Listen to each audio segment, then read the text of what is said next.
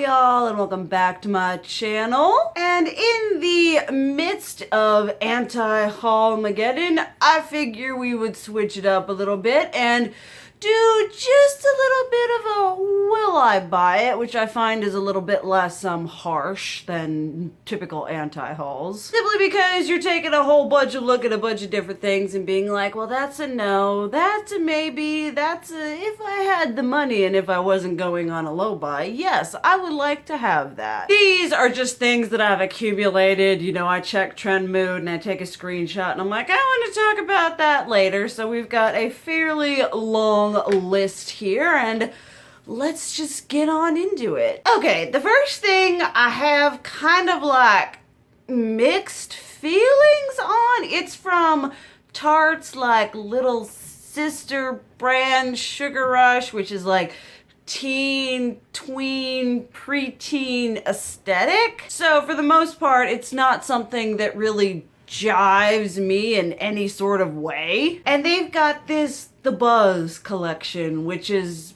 basically following along in the Colourpop Honey, the Urban Decay Naked Honey. Apparently bees and honey are a thing that is a new, we have switched off from watermelons and we're now going into honey and bees, which is totally something that makes me think makeup. And the palette, you know, I mean, I see it and I'm like, yeah, compared to other things that the brand has released since becoming a thing, I'm kind of like, this is a little bit less offensive, a little bit less of an eye roll. Like if I were in the market for this kind of palette, I might be like, oh, okay, there's one. I know absolutely nothing about the quality of their eyeshadows or honestly any of their products, but this was like, I mean, it was an eye roll, but it was like a much less offended eye roll. I was like, yeah, possibly it could be a bit viable, but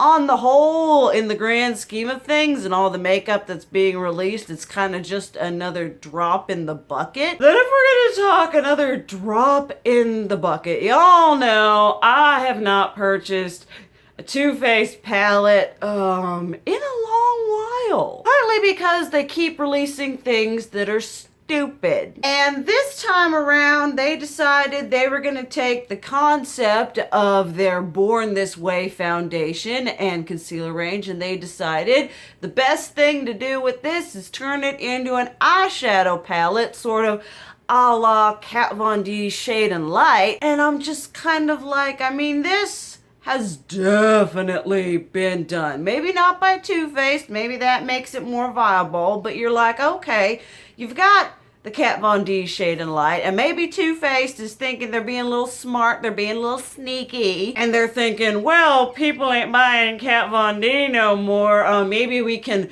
proc off of her failure and bring something to the game that people are gonna buy instead of her. And I mean, looking at this palette, the epitome of boring. I mean, it's got mattes, it's got shimmers, it's procking on this whole like, oh, well, contour and define and shape your eyeball and shiz like that. And I'm like, but we got it.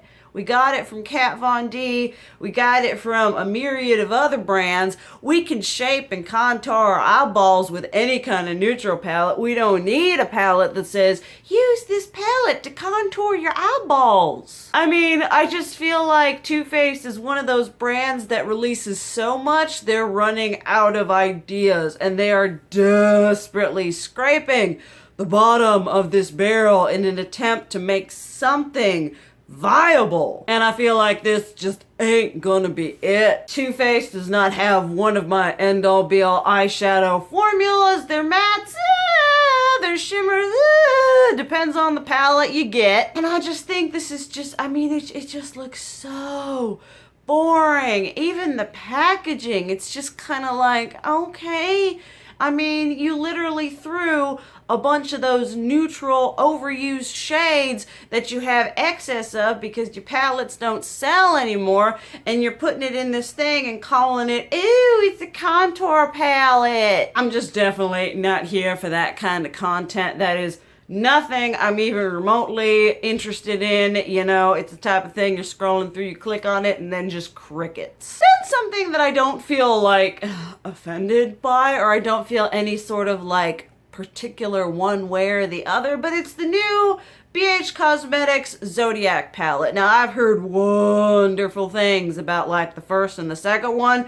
At some point, those are two palettes that I probably need to pick up because, like I said, I heard good things about the formula and I need me some more affordable eyeshadow in my life. But at least those two were kind of much more exciting color theories. This one just looks kind of like a mishmash where like the best bits were pulled from the two original ones and kind of put in here, but they don't look like the best bits anymore. It's just kind of a, okay, all right, it's another BH Cosmetics Zodiac palette. I mean, I kind of feel about the BH Cosmetics Zodiac theme the same way I feel about the Colourpop Zodiac theme. I am done. I am tired of it. I want something new. And so this isn't something that I'm like, you know, it's not my cup of tea from just looking at it. It is kind of brought about the whole, well, I probably should at some point try. I do have some points from Ulta, so maybe that'll be, let me know if you want to see me do like a video with the two BH Cosmetics original Zodiac palettes, because I've heard good things about those, but this one, it does not float my boat in any shape or way.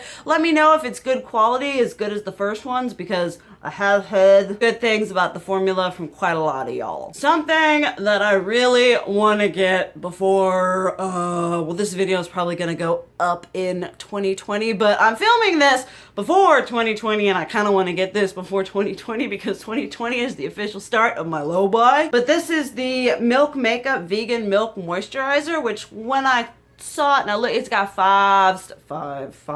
it's got 5 stars on Sephora, and I've been reading the reviews and it's like all kinds of rave-tastic, and I'm like, I need this moisturizer. It is for normal to dry skin, which is my situation. I've just heard so many good things about this. I'm just like, I wish to try this. The packaging, I love a lot of Milk Makeup products. A lot of their stuff has just been really up my alley, and looking at this and reading the reviews, it's something I'm very interested in. Y'all know your girl has a love for investing in skincare. It is just something that I honestly, now, I get more excited about new skincare than I do new makeup. Like, I try a new facial, whatever, and I'm like, yeah, this is gonna be the best thing since sliced bread. And as such, I get a little bit sad when it isn't, but this looks like something I am super interested in trying out. Whether I try it out before my low buy or after my low buy is yet to be seen. Then a skincare thing that I'm kind of like, I'm probably not gonna try it, and that's the Tatcha, the Serum stick. Now, first things first, I have issues with products that are in stick form, especially when it comes to skincare, because you know, you're thinking, you're all like, you're rubbing it around your face, you know, it gets all that on it, you cap it, the bacteria starts growing, and then what do? You rub it all over your face the next day. It just, for hygienic reasons and ease of use, it just doesn't seem like a good idea. And if you're paying the Tatcha prices, I would like to have an experience that's a little bit more than meh in the componentry department. Now, if this had come out in like a balm pot or something like that, you know, I probably would have been a lot more like, ooh, that's interesting. Maybe I could try that out and see whether that's worth the money for my skincare video. But just being the stick and the fact that I don't like stick skincare and I've got lots of other skincare, it's just kind of like it was there was a moment of like just a teeny tiny moment of interest, and then it just went whoosh, right out the window. Because y'all know I've tried a couple things from Tatcha, and I feel like for a large majority of it, Tatcha tends to be overpriced and overhyped. It'll be interesting to see people's reviews on this, but even if you look at reviews of other things from Tatcha, I just think Tatcha is a skincare brand that people try and then they never try anything else, and that's why they're such a slave to it. I mean, real talk here. Because let me tell you, Tatcha is definitely not the end-all be-all skincare brand. Okay, this one makes me mad. This one makes me like... y'all know, I love buying useless crap I don't need. This is a problem in my life. We've seen it in makeup, obviously in this whole situation. It's something I need to not do, but it's something I love doing. Well, Chinese New Year, it's a thing. And Too Faced decided to jump on the Chinese New Year, Year of the Rat, highlighter trend. What? Instead of like, let's create a new fancy highlighter that represents the Year of the Rat, let's literally take a highlighter we already sell that's, you know, relatively popular, not the end-all be-all. Let's take that, exact same packaging, and slap some Year of the Rat shiz on it. I mean, when I was scrolling through Trend Mood and I saw that flash of like fancy packaging, I was like, oh boy, I'm ready to spend $30 I don't have. And then it's just their Diamond Fire highlighter. I mean, just a minute. It's this. Just done in fancy Year of the Rat, New Year. I mean, is that not the biggest cop-out cash grab jumping on the trend of Chinese New Year? Because bringing it forward to some brands that are bringing some real legitness to this Chinese New Year thing, Becca, they're coming out with one. I need it. I will probably ask for it for Christmas. It's all kind of beautiful and embossed and everything like that. Clinique. I'm not going to be buying the Clinique one because Clinique isn't cruelty-free, which I find kind of funny because they're like, oh, look, Year of the Rat, cute little animal imprint. And I'm like, and yet you test on cute little animals, especially rats. But that's neither here nor there. But, you know, Clinique's getting on this cute little rat thing. You know, Becca and Too Faced is like, we want to join the party. We want to be relevant, but we want to be relevant without actually putting any work into the product. So we're just gonna cheaply repackage a product we already have and say, yay, it's a New Year thing. It's like when on Kitchen Nightmares, Gordon Ramsay finds out that their like soup of the day or their special isn't really a day thing. It's like a weekly, a monthly, and a year thing. This is kind of the same kind of punch to the face where you're like, oh, this could be great. This is a great opportunity. Other brands have invested time and energy and whatever into this, and Too Faced is just like, boom, cute packaging. Which, real talk, I honestly feel is kind of their brand. We're not putting a lot of thought into the products we put out, but we're putting a lot of thought and a lot of money into the stuff we put the not so good products into. So that was a very I even tweeted about it and I was like, is this not the biggest cop out ever? Because the Becca one looks beautiful. One of y'all gifted me the Year of the Pig one last year. I just about lost my shiz. And so this came out and I was like, oh boy, because you guys know, y'all know if there's one thing I love spending my money on, it is highlighter. But long story short, super interested in the Becca one. Interested but cannot purchase the Clinique one, and the Too Faced.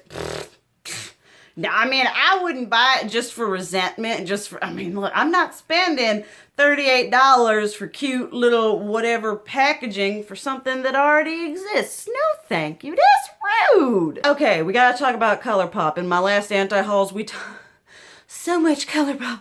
So much Colourpop, and the hits keep coming. They just don't stop, and Colourpop just keeps releasing more and more and more. This is the Hola Chola collection, which the packaging aesthetically is so, I saw that and I was like, that's cute. That is cute. And I was getting ready to vibe with some cute like cherry redness, some pinks and auburns and magentas, and you open it up and it's a friggin' neutral palette with like a gray and a red, and you're like, oh, Colourpop does it again. Groundbreaking. No, not groundbreaking at all. It's just, I'm just so tired. I love the fact that the collection is, you know, an ode to this lady they're collaborating with, you know, her Mexican heritage. I'm like, yes, that's it. Get the collab with the heritage and the awesomeness. I'm like, that's great. But the collab is still boring as all get out. Like, do we even think, I mean, I feel like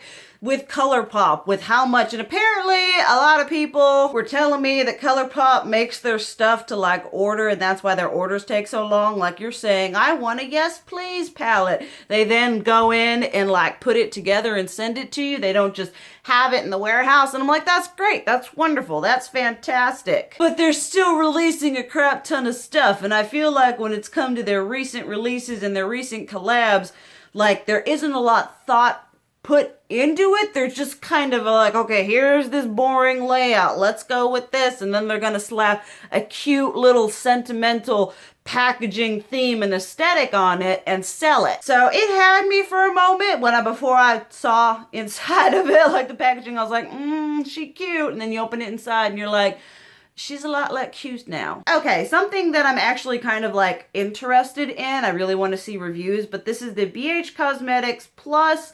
I am going to butcher this. La Vie d'une Prince. I will leave it spelled out somewhere, but this is a really pretty, it's got a couple neutrals, but it's got some blue and green and pink and purple. Y'all know I love me a bright, crazy colored aesthetic. Like I keep saying, I need to try out BH Cosmetics eyeshadow formula. It's something I need to look into, and this just looked really all kinds of pretty. I like the matte shimmer ratio. The shimmers look all kinds of nicey nice. So there was definitely some scrolling, and we stopped for a second and we looked at it. Whether it's something I get is yet to be seen, but I was definitely very interested by it. All right, we got some more Colourpop. We got the Goddess Glow collection, which I will admit, like I keep saying, if there's something I love to buy, it's highlighter. And if there's something I love to buy, it's compact powder highlighters. And so Colourpop released this like compact powder highlighter that I was like, she cute. She's probably really affordable.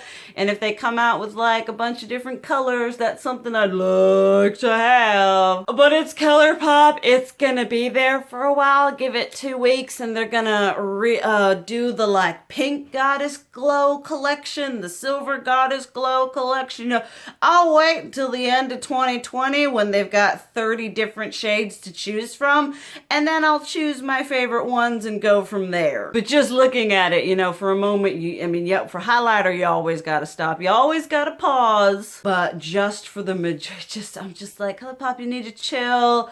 They just did like Good as Gold, and now we've got Goddess Glow, and there's just so much coming from Colourpop. It's honestly absurd. Okay, this is something I want. Whether I buy it or not is yet to be seen. And it was definitely Lacey from Spooky Lips and Fat Hips that like just kind of did that the nail in the coffin for me really wanting these. And these are the Likely Makeup. The new one that's come out is the Fairy Blush palette, and the one before that was the Clown Blush palette that I wanted when that happened, and that didn't happen. But she talked about it in the collab that we did together, talking about our weirdest makeup, and she just kept talking and it kept selling to me more and more, and I was like, ah. The inner artsy fartsy alternative Harajuku kawaii princess doll person inside really